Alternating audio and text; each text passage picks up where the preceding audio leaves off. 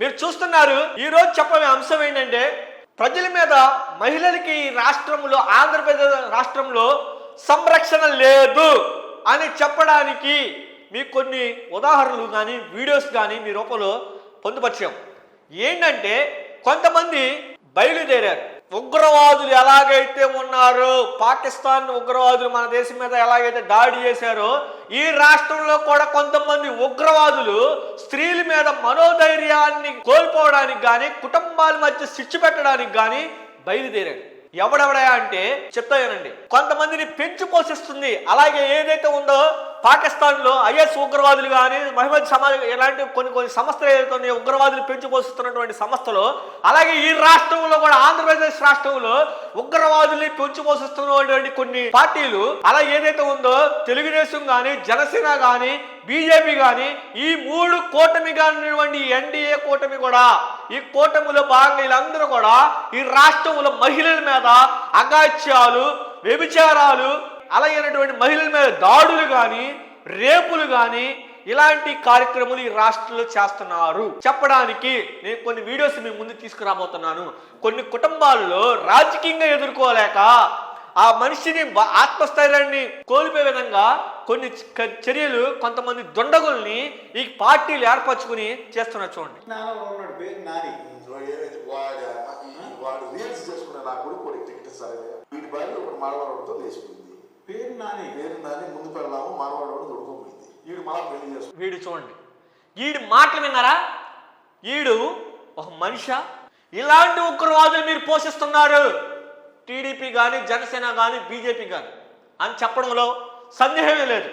ఈడు కానీ, ఈ మధ్య కాలంలో చేపుర కిరణ్ కానీ, ఈ మధ్య కాలంలో ఉన్నటువంటి ఆర్పీ గాడి కానీ, వీళ్ళని మీరు పొంచి పోషిస్తున్నారు. రేపొద్దున మీ మీద దాడి చేస్తారు.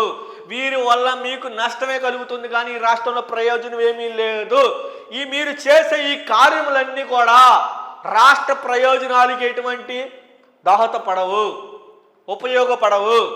మీరు చెప్పుకునేదేమో కొండంత, చేసేదేమో లోనంత. అంటే మీకు ఉదాహరణకు ఒక సామెత ఉంటుంది, చెప్పే సామెతలు కానీ దూరేది వేరుగా అన్నట్టుగా మీరు చేసే కార్యములన్నీ కూడా అంతే.